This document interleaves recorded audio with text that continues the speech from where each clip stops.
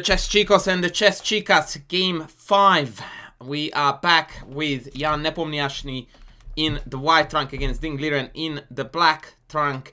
And today on the menu we have got the king of openings, the royal opening, the Ruy Lopez, the Spanish. No World Championship should pass without at least one of these games. It's always a delight to see these strategic masterpieces, and today was definitely one of them. So this game is going to definitely be remembered for and will make its way to many chess books and chess publications. So let's have a look at what happened today. As usual nowadays, of course, this is going to be a d3 Ruy Lopez. Everyone is avoiding nowadays the main line, fearing the dreaded Marshall Gambit, the gambit that was invented to defeat Capablanca, the machine, and back in the day it was considered to be an extremely dangerous attacking weapon in black's hands. Indeed, Marshall himself was a very feed attacker. However, nowadays the Marshall is more known to be the ultimate drawing weapon alongside the Berlin, by the way, but in a more aggressive, more attacking fashion. The Marshall is known to equalize and bring a reasonably easy draw to black, and so these days white usually avoids the Marshall by an early d3. And so now we are in the so-called anti-Marshall territory. I used to play this, by the way, a lot in my youth and throughout my career, not so much to avoid the Marshall, but altogether to stir the game towards a slightly quieter, more strategic way, or towards that direction. And yeah, the nuances of these positions and the strategic understanding can come to the fore later on in the middle game. So let's see how it was played by Jan. He played the early a4 move, and in fact our beloved commentator, if I'm not mistaken, Anish Giri, had a game with this exact position where he played knight bd2. Unfortunately, I forgot who he played against.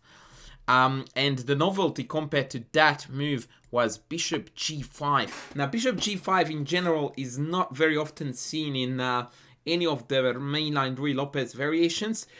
The sole purpose of the move really is vastly strategic, and that is to eliminate a defender of the d5 square, so that after trade we can start rerouting this knight towards that weak square in the center and eventually obtain a beautiful outpost for a knight. It's a very long-term plan, and there will be lots and lots of obstacles in the way, and in fact I think if black plays correctly it shouldn't really be achievable, but at least it's a sound positional plan. On that note, I'm curious if knight d7 here is playable or not. This is a move that would occur to me, because in contrast to allowing the bishop for knight trade, funnily enough, black would be happy to be rid of that e7 bishop. That is a bad bishop with all of these pawns fixed on black. The engine is not as impressed as I was with myself.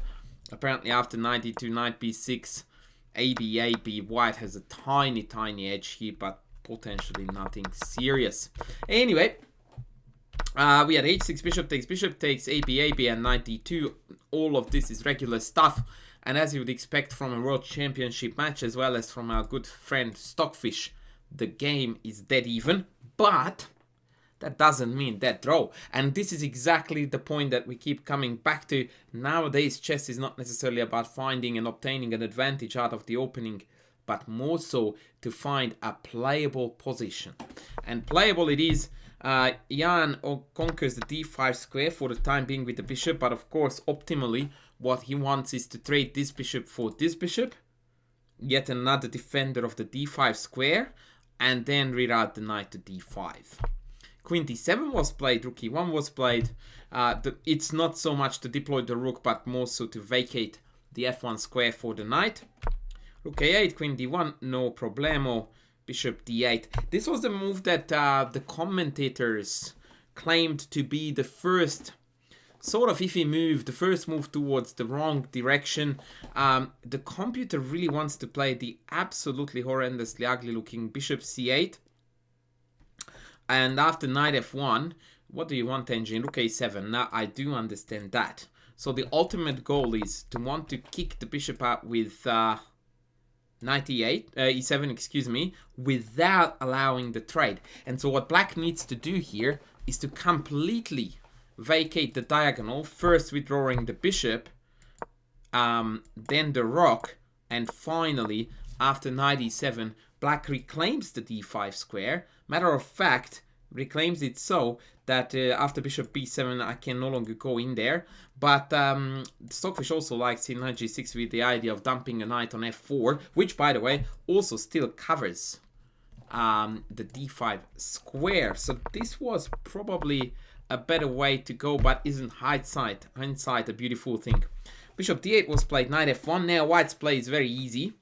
Knight e3 is going to come no matter what. And optimally, again, what we would want to do is to trade this for this. Easier said than done. And then finally, d5 is ours forever. Now, the reason why, according to the machine, this position is still in balance is because the accomplishment of this trade, or rather to accomplish that trade, is borderline impossible. Bishop b6 was played.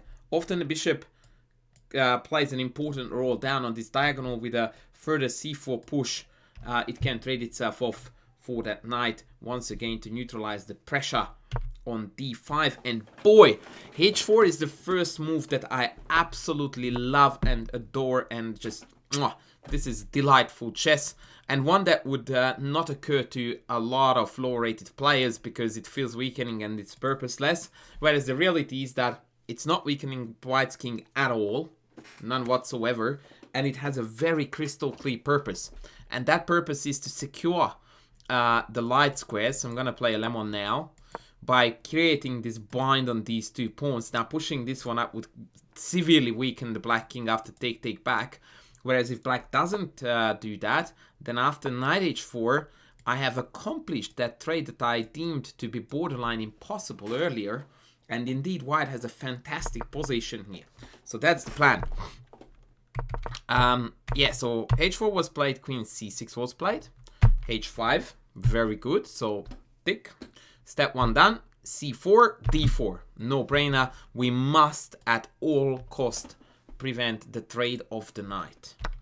ed, knight d4, and this is the point where I began to feel that this game might end up in a decisive fashion, because now both knights are very agile. The f5 square is really a delicious attacking outpost.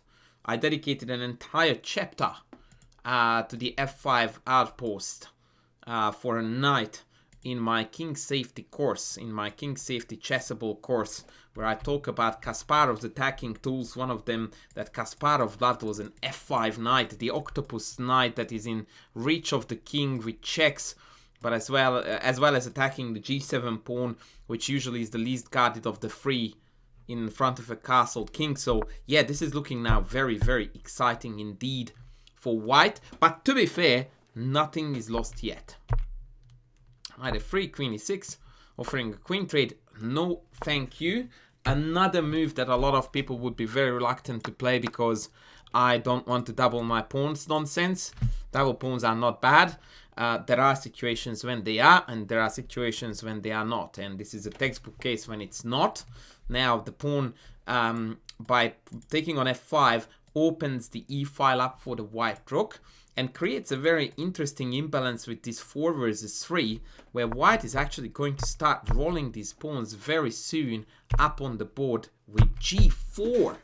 And that was the beginning of a marvelous concept of creating very annoying pressure on the king side with the pawns being pushed up, also utilizing the back rank being weak, and the fact that currently the black pieces are not really doing too much.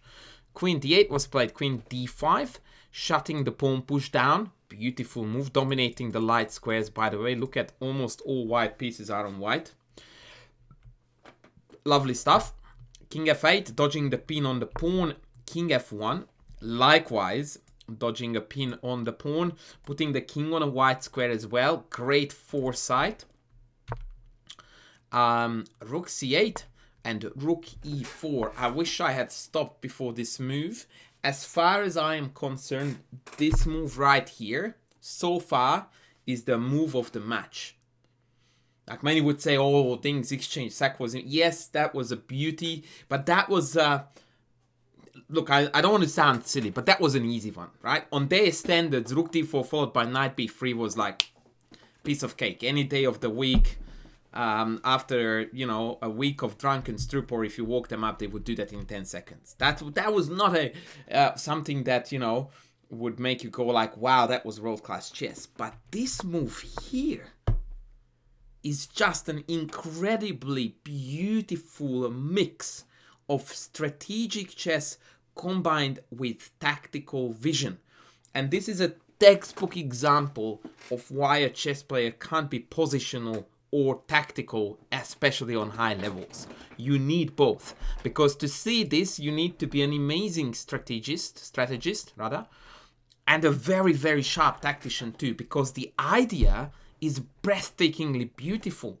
The concept here is to involve the rook in the kingside onslaught, which is accomplished by a pawn sack on g5, followed by rook swings to g4, which looks just like, but that does nothing. And then you go knight h4, sacking the knight, has to be accepted, otherwise check followed by queen e6 is gonna be mate. And once the knight is captured, comes h6, and all of a sudden, the rook that was on e2, a mere 4 moves ago, or 5, I can't exactly, I didn't keep count, is gonna deliver a deadly blow on g8. That is just like, wow, man. What an absolute boss of an attacker Nepo and Ding is for finding something like that. That's just sheer insanity. Look at this. And again, black is forced to capture. It's just, actually it's mate in 2, so to some degree it's not forced to capture, but you get my point. If you don't take, I'm just going to waltz in with the pawn, get a new queen, and that's going to be a queen 2. Oh, sorry, it's going to be a mate as well. So, rook e4, just, my favorite move of the match so far is this move. It's just sheer brilliance, marvelous chess. Rook b8, rook a8 would have been better here with the idea of a counterpunch. By the way, g5 takes, rook g5, rook a8 now. Knight takes g5, rook check, king e2. So the reason why we are not going to g2 here is because of queen a8. And all of a sudden this stops being a mate threat.